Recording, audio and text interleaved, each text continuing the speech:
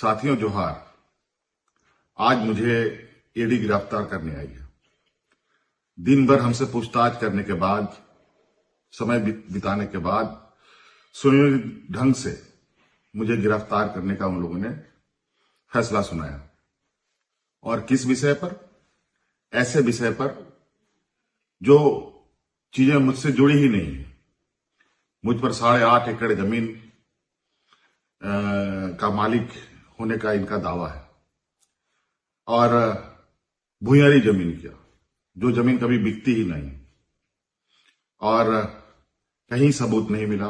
दिल्ली में भी इन लोगों ने छापे मारकर हमारी जो छवि खराब करने की कोशिश की और आज अंतोगत्वा ये सुनियोजित तरीके से दिन भर ये योजनाबद्ध तरीके से आए, समय काटे और उनको पता है कि शाम के वक्त कोर्ट कचहरी बंद हो जाता है और उन लोगों ने अपने योजना के अनुसार मुझे अरेस्ट करने का निर्णय में सुनाया।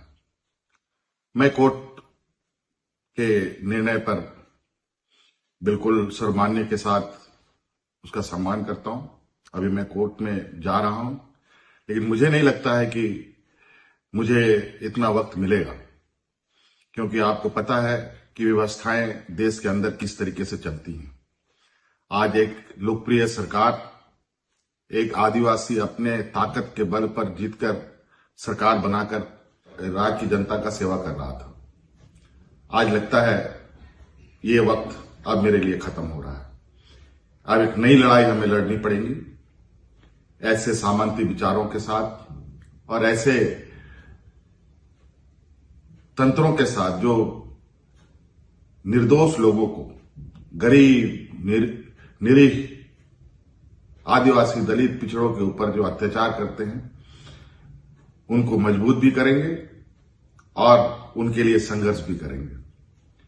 आज मुझे संभवतः ये लोग अपने कब्जे में ले लेंगे, मुझे उसका चिंता नहीं। शिबू सोरेन का मैं बेटा हूं। संघर्ष हमारे खून में है और संघर्ष करेंगे, लड़ेंगे, जीतेंगे भी। और जिस मंसूबे के साथ आज मुझे अरेस्ट करने का इन लोगों ने निर्णय लिया है, और आपको हम बता दें, बड़ा आश्चर्य की बात है, अभी मैंने जिस जमीन को लेकर उन्होंने मुझ पर आरोप लगाए और मुझे अरेस्ट कर रहे हैं, जहां पर दूर दूर तक मेरा कोई भी नाम कहीं से नहीं, बल्कि जो लोग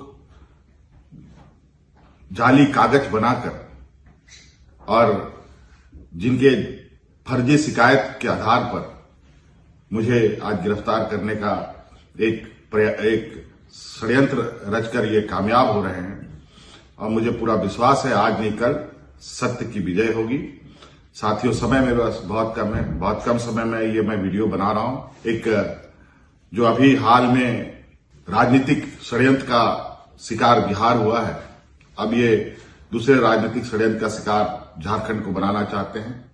लेकिन आप आश्वस्त रहें, हेमंत सोरेन झारखंड के हर एक व्यक्ति के दिल में है, हर एक नौजवानों के दिल में है, हर एक बुजुर्गों के दिल में है, हर एक बच्चों के दिल में रहेगा। और जिस तरीके से बूढ़े बुजुर्ग की सेवा करते हुए, नौजवानों को रोजगार देते हुए, अपने महिला सशक्तिकरण को लेकर हमने काम किया, रोजगार सृजन को लेकर काम किया, वो एक लंबा इतिहास लिखेगा। एक लंबा लकीर के रूप में मैं इसे आज संभवतः ये इस लकीर को और ना खींचने दे मुझे, लेकिन आप आश्वस्त रहें, सत्य की कभी हार नहीं होती। ये मुझे जरूर थोड़ा विचलित अभी करने का प्रयास कर रहे हैं, लेकिन ये बहुत ज्यादा दिन तक चलेगा नहीं। लेकिन जब हम अगली लड़ाई के लिए तैयार होकर आएंगे तो इस मजबूती के साथ आएंगे कि दोबारा इस तरीके के षड्यंत्र करने वाले आगे से इस तरीके के कदम उठाने से भी हजारों बार इनको सोचना पड़े। धन्यवाद साथियों, जोहार।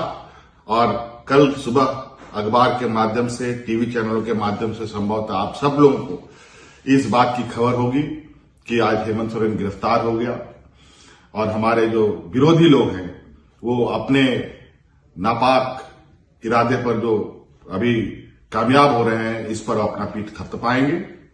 और मैं जानता हूं झारखंड की जनता काफी संवेदनशील है और कर्मठ है और हम अपनी ईमानदारी के साथ अपनी लड़ाई को जारी रखेंगे और मैं उम्मीद करता हूं कि हमारी इस लड़ाई में आपका भी पूरा सहयोग मुझे प्राप्त होगा।